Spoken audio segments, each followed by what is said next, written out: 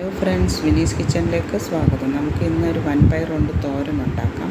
അതിനു വേണ്ടി ഈ കപ്പിൽ ഒരു 1/4 കപ്പ് വൻപയർ എടുത്തിട്ടുണ്ട്. അത് നന്നായി കഴുകി വൃത്തിയാക്കി ഇതുപോലെ കുതിരാനിട്ടിരിക്കുക. ഞാൻ 1 കപ്പ് വെള്ളത്തിലാണ് കുതിരാനിട്ടിരിക്കുന്നത്. അതൊരു അരമണിക്കൂർ കുതിർത്താൽ മതി. അത് കഴിഞ്ഞിട്ട് 1 ടേബിൾ സ്പൂൺ കുരുമുളക്, ഹോൾ കുരുമുളക് വേണം. അതിൻ്റെ കൂടെ 2 മീഡിയം സൈസ് സവാള 2 എണ്ണം, വലിയ സവാളയാണെങ്കിൽ 1 മതി. പിന്നെ ചെറിയ അല്ലി വെളുത്തുള്ളിയാണെങ്കിൽ 8 എണ്ണം, വലിയതാണെങ്കിൽ ഒരു 5 എണ്ണമൊക്കെ മതി. ചെറിയ ഉള്ളി തൊലി കളഞ്ഞ് ഒരു 10 എണ്ണമെങ്കിലും എടുക്കുക. ഇനി നമുക്ക് കുതിർത്ത് വെച്ച വൻപയർ ആദ്യം കുക്കറിനകത്തിട്ടൊന്ന് വേവിച്ചെടുക്കണം. അതിന് വേണ്ടി കുക്കറിനകത്ത് വെള്ളവും ചേർത്ത് കുതിരാൻ വെച്ച് ആ വെള്ളവും ഇടണം. അതിൻ്റെ കൂടെ ഒരു 1/2 ഗ്ലാസ് വെള്ളം കൂടെ ഞാൻ ഇടുന്നുണ്ട്. എന്നാൽ വൻപയർ ആയതുകൊണ്ടാണ് ഇച്ചിരി വെള്ളം കൂടുതൽ വേണം.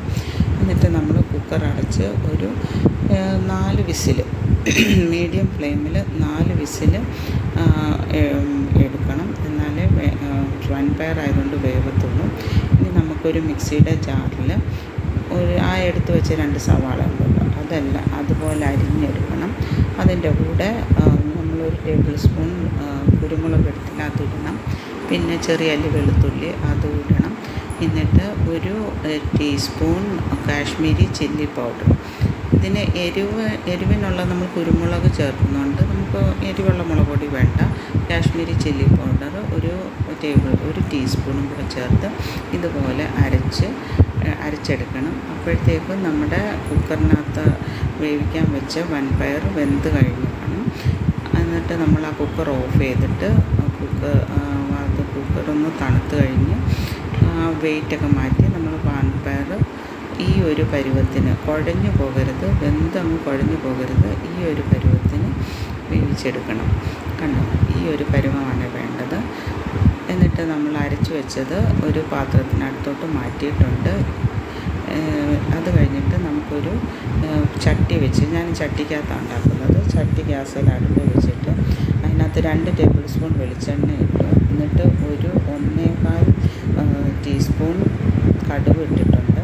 വെളിച്ചെണ്ണ ചൂടാകുമ്പോൾ കടുക് ഇട്ട് കഴിഞ്ഞ് കടുക് പൊട്ടി തുടങ്ങുമ്പോൾ നമ്മുടെ കറിവേപ്പിലയും പിന്നെ നമ്മളെടുത്ത് വെച്ച് ചെറിയ വെളുത്തുള്ളിയിൽ അത് ചെറുതായിട്ട് അരിഞ്ഞ് അതും കൂടെ ഇട്ട് കൊടുത്ത് ഒന്ന് ചെറുതായിട്ടൊന്ന് മൂപ്പിക്കണം. മൂപ്പിച്ച് കളറൊന്ന് ചേഞ്ച് ആയാൽ മതി, ഒരുപാടൊന്നും ചേഞ്ച് ആവില്ല.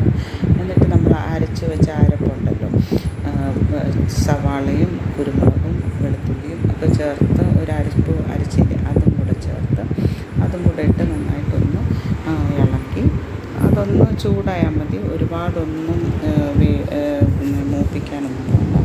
ഒന്ന് ചൂടായി കഴിഞ്ഞിട്ട് അതിൻ്റെ കൂടെ നമ്മൾ കുറച്ച് മഞ്ഞൾപ്പൊടി ഇപ്പോഴാണ് ചേർക്കുന്നത്.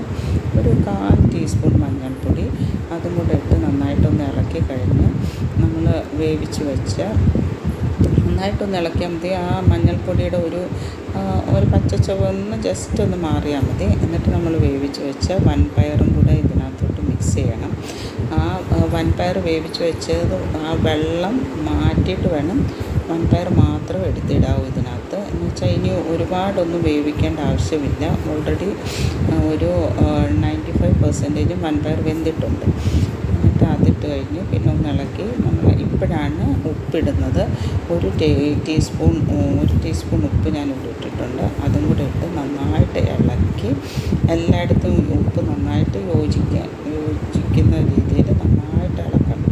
നന്നായിട്ട് ഇളക്കിയിട്ട് ഒന്ന് അടച്ച് വെച്ച് ചെറിയ മീഡിയം ഫ്ലെയിമിൽ നിന്ന് ലോ ഫ്ലെയിമിലോട്ട് മാറ്റിയിട്ട് ചെറുതായിട്ടൊന്ന് വേവിച്ച് അതിനകത്ത് തന്നെ ആ വെള്ളം ഉണ്ടല്ലോ, അതൊന്ന് സവാളയൊക്കെ അരച്ച് അതിനകത്തുള്ള ആ വെള്ളവുമായിട്ടൊന്ന് മിക്സാകുന്ന ഒരു ഇത്, അല്ലാതെ ഇനിയൊന്നും വേവിക്കണ്ട.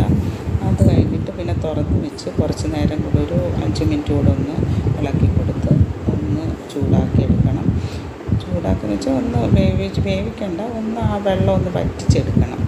ഒരുപാട് വറ്റിക്കാൻ വേണ്ട. എന്നിട്ട് ഗ്യാസ് ഓഫ് ചെയ്തിട്ട് നമ്മുടെ വേറൊരു പാത്രത്തിലോട്ട് മാറ്റി നല്ലൊരു അടിപൊളി ഒരു തോരനാണ്. എല്ലാവരും ഒന്ന് ട്രൈ ചെയ്ത് നോക്കണം. ഇത് കഞ്ഞിയുടെ കൂടെയും ചോറിൻ്റെ കൂടെയൊക്കെ നല്ലതാണ്. ഇഷ്ടപ്പെട്ടെങ്കിൽ ലൈക്ക് ചെയ്ത് ഷെയർ ചെയ്ത് സബ്സ്ക്രൈബ് ചെയ്യണം.